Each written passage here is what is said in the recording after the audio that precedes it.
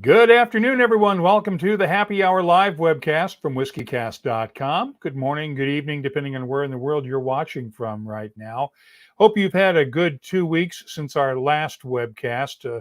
Thanks for understanding that I couldn't make it last weekend because I was on an airplane and the Wi-Fi signal just isn't that good on flights yet. But we are back this week. A couple of great guests I'll bring in just a minute here. Ian Logan from Duncan Taylor and Company. And we'll also bring in Greg Swartz, the director of the film The Water of Life, which will have its premiere on PBS stations coming up in the very next few days, as a matter of fact. And just a little bit later on in the show, I'll also have a preview of my interview with Brad Paisley, the country music superstar, that you'll hear on this weekend's podcast episode of WhiskyCast. So let's bring in Greg Swartz, first of all, because we're only going to have Greg for about 10 or 15 minutes because he's on Islay right now. And, well, you never quite know when the wind is going to take out power lines and internet connections and all that. Greg, how are you doing tonight? I'm very, very well, thanks. It's great to be here, Mark, in Islay and with you, both. Give us a first day summary of what's going on in Islay during the Feis, since we know Lagavulin starts things tomorrow with festival days, but events actually started today, didn't they? They did, which I didn't realize actually until I got a notification that they did. And we went down to Port Ellen, and there was more community oriented stuff than the kids in bounce houses and bands. Not so much whiskey events tonight, but yeah, Lagavulin's tomorrow morning. But I've already been having my own festival. Where all have you been so far since you got there a few days ago? Ardbeg, Lagavulin, Kilchoman, and Bruichladdich so far. And the rest yet to come, right? Yeah. We'll get them. How are the crowds looking on the island? Well, it started getting really crowded today. Yesterday was still pretty quiet, but it started getting really crowded today. And the restaurants, I was just in Port Ellen, like I said, and like the restaurants were sort of bursting. And but yeah, maybe not super manic yet, but I know that they will be. Give it time. It's good to finally be able to get back to the island after a couple of years away, right? Yeah. It's 2.5 years for me. Most people too, I'm sure. So let's talk about the premiere of The Water of Life on PBS in the United States. This is sort of a deal that you'd been working on for a while, right? Yeah, we have. And we're very excited about it because PBS, is to us the kind of gold standard for documentaries in America. And we were going to be sort of relatively limited in where we were going to be, and then they sort of PBS really took to the film, I think, and sort of gave us a bigger platform within the network. And so we're going to be all over the country starting in June. What's in your glass, by the way? I forgot to ask earlier. I am drinking a Bruichladdich Valanche that actually just sold out apparently the other day. Hold on, there we go. The Rob McAkern. Oh, nice. I have a Bruichladdich Rare Cask Series, 1988, a 30-year-old sample that they sent me a while back that I am just about to taste for the first time. And oh, nice. Question for you from Dave Kuhn. Who ended up underwriting the show on on PBS? Well, it's different in each market around the country. Because, people think of PBS as a network, but it's really just like 300 plus member stations. And so there's different ones across the country. And then what we're going to do likely is actually, we're going to have this PBS event, and then we're going to do a second PBS in the months to come, which the details are still being worked out on that. So I don't really have any specifics yet, but for right now, every market has different dates and different times that they've chosen. People will be able to get the specifics on their local PBS site or on our website as well. But, because they're different everywhere. They start in June. We're pushing for Father's Day, but I know we have some as late as the last day of June, and we have some as early as I think June 6th is the earliest one. And the cool thing is this will include streaming on the PBS app for the next year, I believe, right?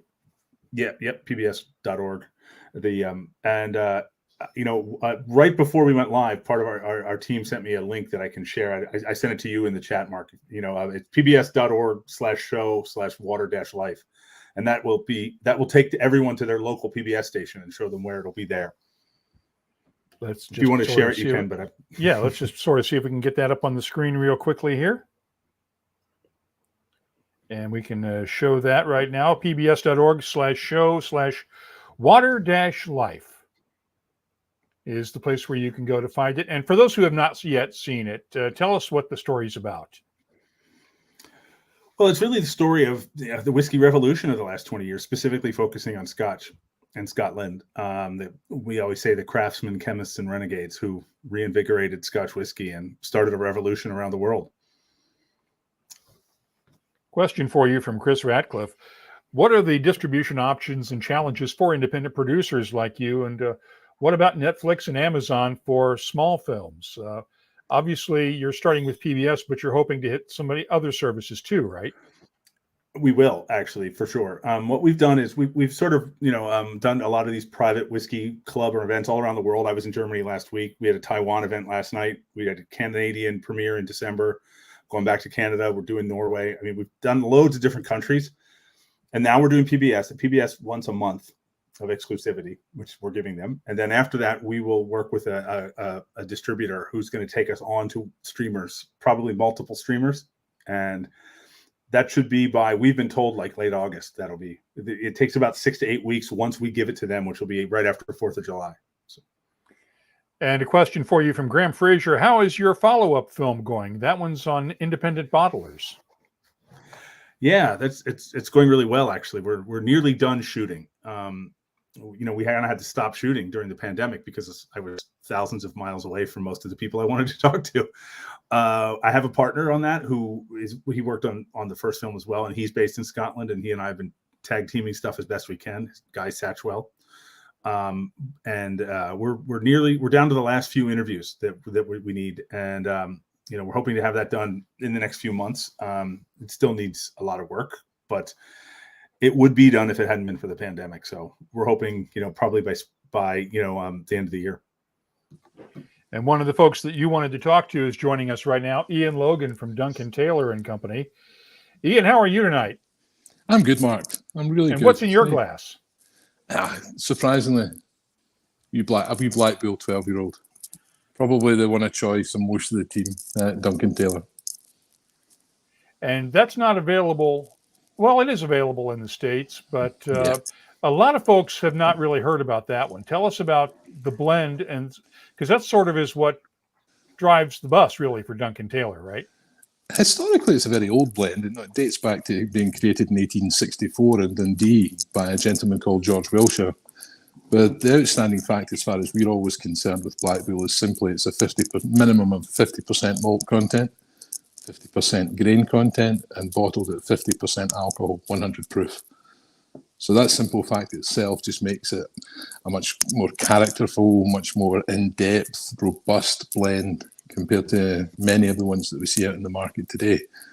And no, we start with an on-age statement one with Kylo, maybe the young upstart of the family, going all the way through to a legendary 40-year-old. A brilliant range of whiskies. And you just introduced a couple of 50-year-old single malts last week. Tell us about them. Yeah, that was a tough week. A 50-year-old Cappadonna and a 51-year-old Conclase. One of the great things that attracted me to Duncan Taylor was the opportunity to be working with whiskies like this, and especially silent distilleries. Conclase had such a short life period, only from 1957 to 1975. It's probably one of the most hardest to find lowland distilleries. And we're incredibly fortunate in that we've still got stock at Duncan Taylor. Cappadonna, it's probably one of the best kept secrets in Speyside. The people in the know all about it. But to find again casks that date all the way back to the 60s, and that's an inheritance we picked up from the previous owner of Duncan Taylor, Abe Rosenberg, a man who had an incredible collection of single cask whiskies. And when Ewan bought the business in 2001. So it doesn't come along every day, but silent distilleries, yes, the age is great, but you think about the history and what's happened in over those years, and how the industry's developed, how you develop as a person. Just had so many different dimensions to the liquid as well. We've seen not only these two, but a bunch of whiskeys in that 50 to, well, up to 80-year-old range coming out recently. What do you think is driving all this? And I'll ask the question to both of you. What do you think is driving this demand or this availability of ultra-aged single malts? Greg, if you want, feel free to dive in. Well, I'm excited that it's happening. I don't have my finger on the pulse the way you do, for sure. But to me, I feel like there's never been more non-age statement whiskeys, and there's never been more of these super aged whiskeys. And it's sort of like, there's this divide in the middle. But what market forces are driving that, I'm not 100% sure. But hopefully you can tell me. I'd love to know. There's still this incredible passion out there for Scotch whisky. No, it's still the most aspirational drink in the world.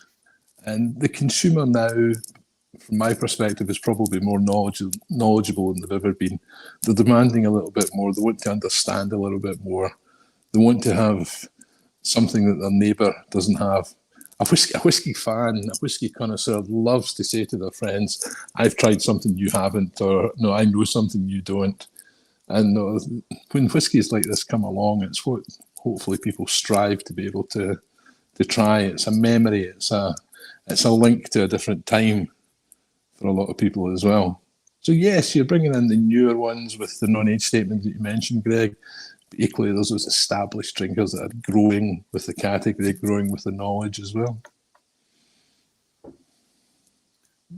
Greg, any follow-up on that? Well, yeah, someone recently said something to me that I thought was very interesting, which was the idea that a lot of the non-age statement whiskeys are whiskeys that for the first time ever have been conceived as single malts from the very beginning. That they didn't hopefully had a better wood program in place because that's what they were designed to be right from their conception, as opposed to someone going through a warehouse and saying, okay, this could be a good single malt, this could do this could do this. And I found that interesting on the other end of that. But you're completely right, Ian, because I was, when we were shooting our film, I was lucky enough at Gordon and MacPhail to drink 75-year-old Mortlock. And I always managed to get that into every conversation, including now this one, because it was awesome. That was a good one. Dave Kuhn has an interesting point. I think we're hitting a bubble peak in the trend of whiskey, and he'd say the bourbon boom probably had a hand in the expansion of Scotch and whiskey enthusiasm in general. Would you agree with that, guys? They've grown hand in hand.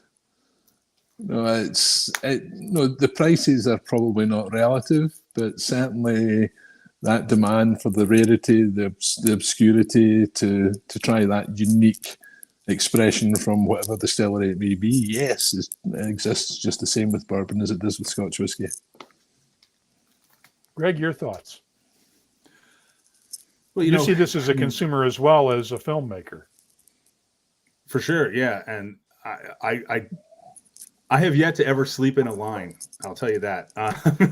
I saw that going on in Campbellton this whole week, and I'm sure just down the road from me right now, there's people probably camping out at Lagavulin right now. But it's something I've never done. And I know people do it with bourbon as well. So I'm happy to wait and find the stuff that speaks to me in different ways. But I definitely think that the two have kind of gone hand in hand, and they sort of feed on each other. And Mm-hmm. I'm anxious to see what that does with things like Australian whiskey, for example. I haven't seen a bubble with that yet. I kind of think it's happening a little with Irish whiskey right now. I feel, but I don't know. I don't have any data to back that up. Just the amount of buzz I see about different brands and expressions and stuff. Yeah, there's definitely a bit there with Irish whiskey as well. Certainly driven by Middleton.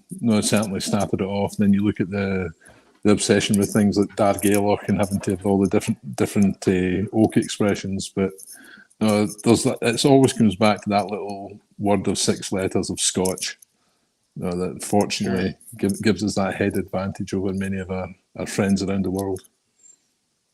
Well, Greg, I know you have to go, so you have a meeting to get ready for your next premiere for the premiere of the Water of Life film on PBS. So we will let you go, and thank you for joining us from Islay. And please give everyone in the island our best when you see all 100,000 of them tomorrow. I will. That's actually why I have to go, is because I have talk with our team who's in the U.S. about some stuff we're doing this week to promote the film here on Islay. So that's even though it's late here, it's not late there. But thank you so much for having me. It's always fun to talk to you, Mark, and it's great to meet you, Ian. Take care, Greg. Okay, Greg, Thanks, we'll guys. talk to you later on. Thanks. Once again, that's Greg Swartz, director of The Water of Life. You can see it on PBS stations in the U.S. during June. Check your local listings for the time and the channel and the date, or you can also visit the wateroflifefilm.com site, and they'll have all the details for you as well. Ian, we had a question for you from our pal Greg Sarafian in Paris. He wants to know how your incredible journey made you move to Duncan Taylor, because we've known you for working with Chivas Brothers for years and years and years. What made you make the move last year? My time at Chivas was fabulous. I don't regret 1 minute of it, but the attraction of being involved in a small company, to see the fact that everything you do has an influence on the end product, the sheer range of whiskies that's there to work with. I've known Ewan Shan, the owner of the business, for over 20 years. I know the passion, the drive that he has for what he does, and it was too good an opportunity to turn down. And it's only a few miles away from home. It was a great opportunity for the old dog to learn a few new tricks. Yeah, you're in the hospitality business now. Yeah, yes, as well. Yes. Tell us about the restaurant in Huntley. We opened the restaurant about 12 weeks ago. It's called The Bank. So it's right in the square. And it's been a great journey. I was there when we got the keys and we went in on virtually the first day and looked around. And I was there on the opening night. Everybody contributed, not just the team that was on the ground. Ewan and Moji had a massive input into it. They did the decor of the building. Now that's reflected in a really strong team. We've got a great chef, we've got a great core there, and we're offering a style of food that's a little bit different to what's the usual for the community. There's a little bit more of a hint, perhaps, to an American menu, with a brunch menu going through into mid-afternoon, things like that as well. And then obviously the more classic steaks and things like that in the evening. So we're open to different things. We listen to the public. We're very keen to get feedback. And being a small menu, we're flexible. We can adapt. Our local meat supplier is 200 yards away from the front door of the bank. We can trace that all the way back to his own herd, the animals we're using. So we're very keen on local sustainability as well. The northeast of Scotland, we're incredibly lucky. We've got some of the best quality seafood and meat in the world. And I've got a chef who can show it off to the greatest degree.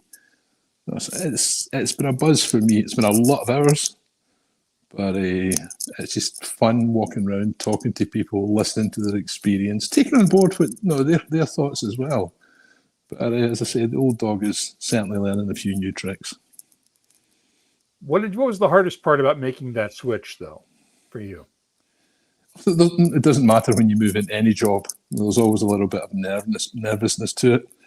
And when you're in a big company, you almost have a security blanket behind you. There's a lot of things I've learned, new skills I've learned, things that maybe I haven't learned as quickly as I should have, or adapted to quite as quickly as I should have. But that's part and parcel of making a move.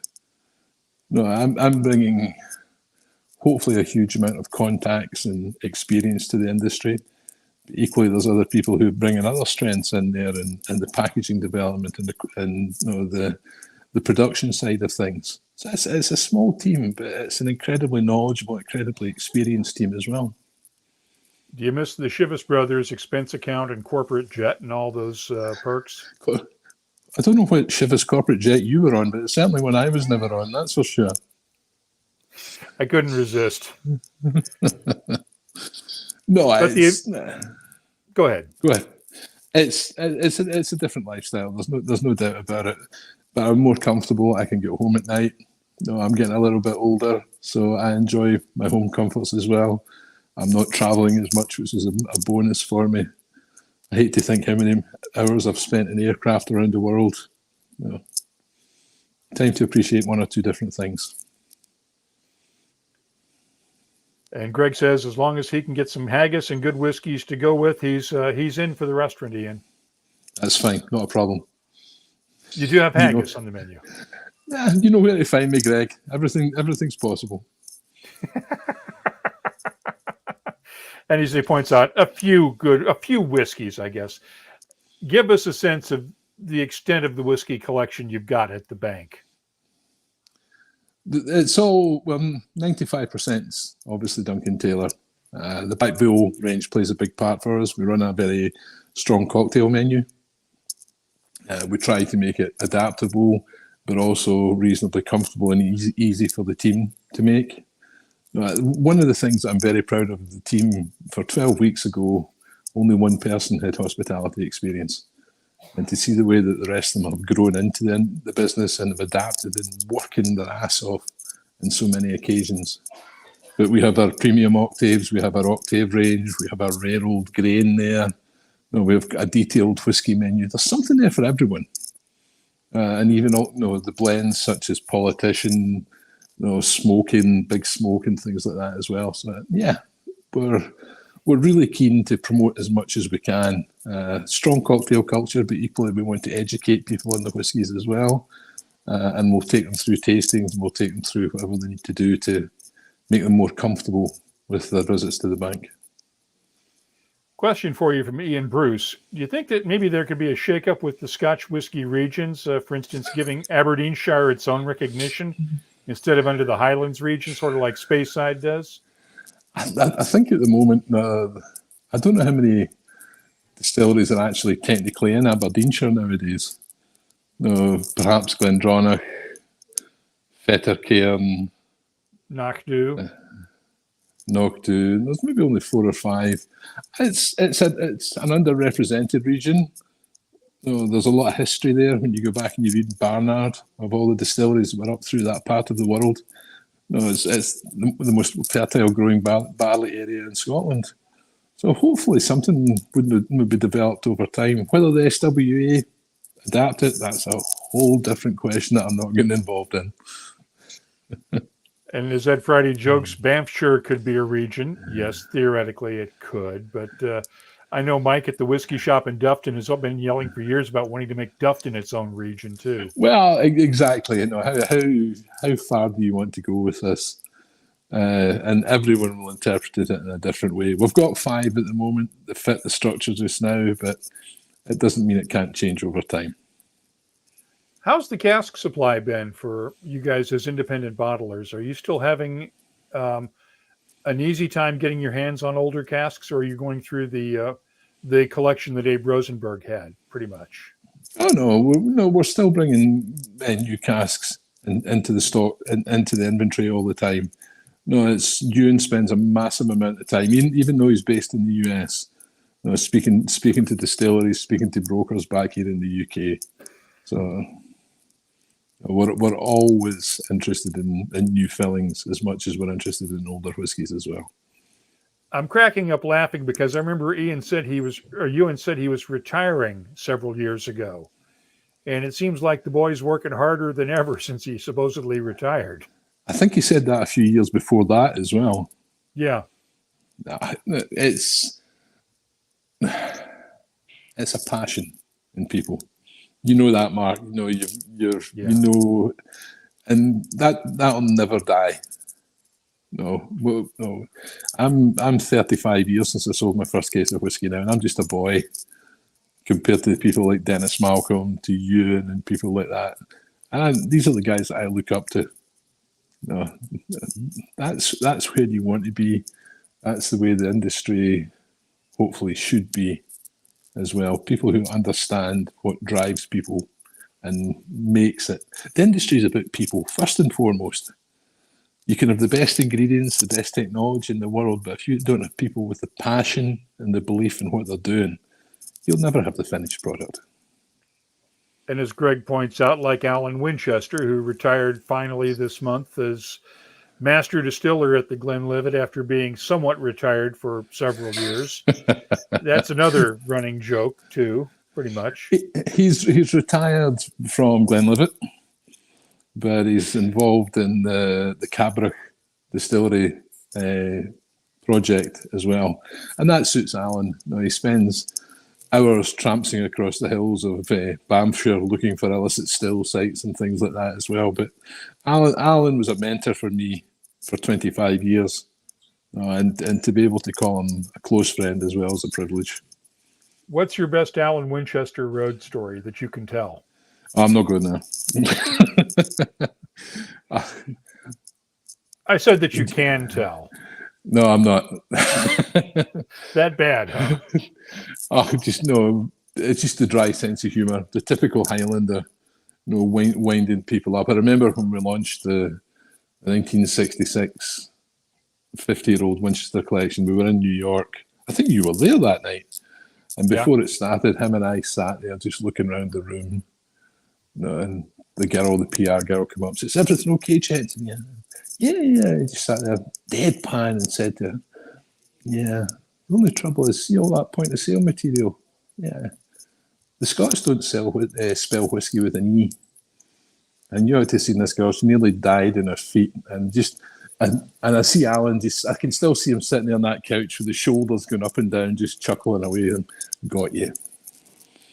Simple things, but it was such a laugh. You had to be there, but it was such a laugh at the time. Oh, I can imagine the poor PR person just going, "Oh, sweet Jesus."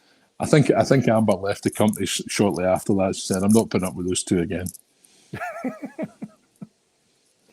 What do you think drives the passion for whiskey?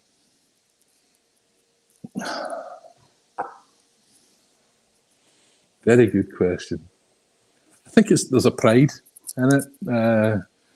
It's part of the area. It's part of the landscape. It's part of the history. No, it's part of a greater picture. It's one part of a jigsaw. The fact that those illicit distillers hid away, to make their whiskey, but they were doing that because they were farmers. It was excess barley that was perhaps left over from a harvest time, but they could only do that because of the location. The water that was there, the ingredients that were there. The fact that they wanted to do it, they didn't let the fact that the gaugers were there. They saw it almost like the right to take a stag from the hill or a salmon from the river. No, I'm not saying that we do that nowadays. We certainly don't. But it's that drives it. And for producers like you or Alan or whoever it may be, to walk into a bar anywhere in the world and look at the bar and go, "I made that. I bottled that. That's my whiskey." It's an incredible buzz for them to do as well. So that just again reflects the passion and the pride of the people. Do you miss getting to muck around with that small still at Glenlivet? I bumped my fingers too often in that thing. I'm glad to see the back of it. No, it was great fun to play with. And again, that was it. Taking it back, letting people understand. I remember when Jim Cryle taught me how to use it. And it gives you a perspective that you don't get nowadays. I'm trying not to sound like an old fart here, but the industry's losing a lot of characters. And that was a link back to the old days. We could talk about it. You could taste the spirit as it was coming through. You could taste the changes in it as well. And it just increased your knowledge levels of what was going on. Yeah, the small still was great fun to do. But my only disappointment there is we never bottled the whiskey, or at least when I was there, they never bottled the whiskey. How was it coming off that still? It was definitely Glenlivet. It was fruity, it was rich, it was oilier coming off the small still. It was definitely Glenlivet. There was no two ways about it. So if you didn't bottle it, what did they do with it besides just put it into flasks? I have no idea. Maybe I should suggest to you and we see if we can buy it and do something with it. That'll go over well. No, One of the things that hopefully that I would love to do is recreate something like that, for Duncan Taylor, and to educate people, to be able to help them share the knowledge, the stories that the people of Speyside have. And if we could get something like that, it's an incredibly powerful tool to have.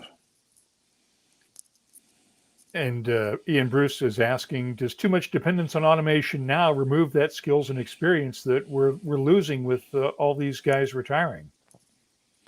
Certainly, most companies nowadays will have a training distillery where you'll go to for the first X length of time that you're with a company before you're sent out. Computers go wrong, Ian, and you still have to know where the levers and the switches are to be able to make everything work at the end of the day. So, no, the craft is still there. But the characters are disappearing. Yeah, sadly. But that's happening not just in the whiskey industry, that's happening in many different industries. Yeah, you mentioned Jim Kreil, who was Alan's predecessor as master distiller. Yeah. Put him in perspective for those of us who came to whiskey late and never really got to meet Jim. Jim was a remarkable little man. Chemist, qualified chemist, master distiller. He was the only master distiller I ever knew who was also a brand manager, a marketing manager. And when he worked for Highland Distillers before he came to Chivas. At that time, he opened the Salad and Maltings at Tamdhu. He was at Bunnahabhain. He was at one or two other places, but he was also brand manager for Highland Park as well. And wearing another hat. So he still stays 15, 20 minutes walk from where I live in Elgin. I very rarely see him nowadays, but Jim's still around. He teaches the Spirit of Speyside Whiskey School during the festival, from what I understand, or at least he did for many years. He did for many years, yeah. He stepped back from that now, yeah. Question for you from Graham Fraser. He wants to know your view of the whiskey that's coming out of all these new small craft distilleries at 3 to 4 years old. What do you think of this stuff? If it's good, bottle it. Get on with it. Simple as that. Be honest with ourselves. Why do you buy your favourite whiskey? Do you buy it because it comes in a fancy bottle or fancy writing in the label, or do you buy it because you like the taste? You buy it because you like the taste. And if it's good at 3, 4 years old, you look at with Duncan Taylor Scotch Whisky, we released the first independent bottles of Dalmarnock at 4 years old. It's great whiskey. Lovely, fresh, vibrant, typical Speyside, lots of zesty fruit in it. But it was 4 years old. People loved it. So if the whiskey's good, use it. I'm an absolute advocate of that. Are you laying down new make from some of these distilleries? As I said to you earlier, we're always on the lookout. It just depends what becomes available, what packages come up, what we'll look at, if we believe it fits into the future plans of the business.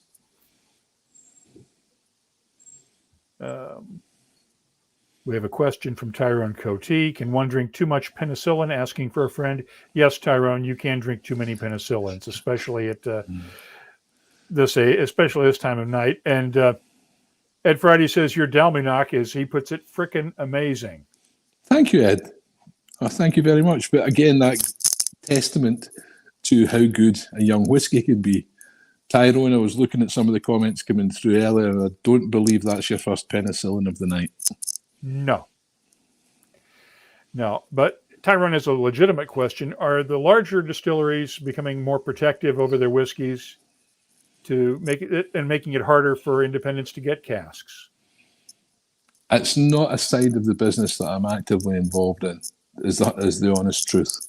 So I don't know exactly what's going on with that. I'd be lying to you if I was to say something on that one. But no, as I said, we're always on the lookout for it. Certain companies are perhaps more open to trading than others, but beyond that, I couldn't put my finger on it. What was it like during this year's Speyside Festival when you finally had people back on the in the area for the first time? Brilliant. Because I know you live there, so what was it like to have people back for the first time in a couple of years? It was great. No, it brought the buzz. It brought everything. It brought the place alive again. No, when you drive down through the centre of Elgin, no, and it happens at any time of year. You can almost pick out the whiskey visitors who are coming, but the bars are full, the shops are full. No, it's not just about the whiskey industry. It's all the other ancillary businesses round about, the restaurants, the hotels, everything else. It's an incredibly important part of what makes the area, what makes it so important for the area. We had our first ever whiskey dinner in the restaurant in Huntly. Martine Nui came and hosted a dinner which sold out within 2 hours of going on the booking list. So no, it was good. It was really, really good to see people back in the area. The same thing that they're probably feeling in Islay just now. Question for you from Christopher Malloy. Is Duncan Taylor responsible for any of the mystery malts that are sold in the U.S.? And I'm assuming by mystery malts, he's referring to the stuff that's sold, say, at like Costco's Kirkland Blend and others. Do you bottle for folks that have their whiskeys sold in the U.S. under their own private labels? Not that I'm aware of.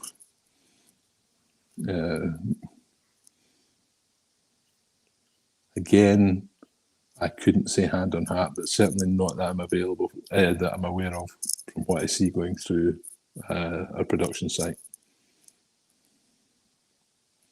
And Grant points out he had a blast for 8 days at the Spirit of Speyside Festival and took a week off to recover after that. You were doing the job properly then, Graham, if that was the case. 1 day of recovery for each day of the festival sounds about right to me. So how do you top these two 50-year-old Caperdonic and King Claith releases? What's next? We will continue with the rarest collection. I'm not going to tell you what's next, but I know that we will continue with it, and there's stock in place to keep us going. Sounds interesting. Dave Kim wants to know, is there a flagship Duncan Taylor label, or is that not really a thing with you guys?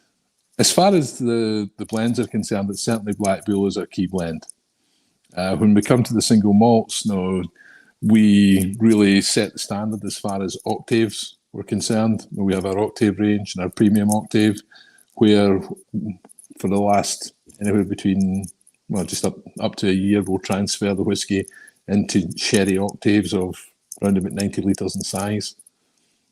And what we do, you'd almost start taking it in that small cask and add another layer of complexity and depth to it. And the octaves are a certain age statement. Premium octaves are going to be a bit older. I've seen premium octaves up to 30 years old. We're not trying to recreate the wheel. We're just trying to create everything, keep everything we have and just offer a little bit extra. But as we look around the world now, we're starting to see Big Smoke has appeared in America again. It's going to start rolling out around the world. Politicians doing really well in India. Octaves and premium octaves are doing fantastically well in Northern Europe. The rarest, hopefully, we're going to see around the world. So it's exciting times. It's one of the things that really brought me to Duncan Taylor was when Ewan explained to me the future plans, and it's the time for the independent bottler just now. A lot of the big companies are maintaining and building on their ranges and doing well with it. But we have this flexibility and this adaptability that they don't have.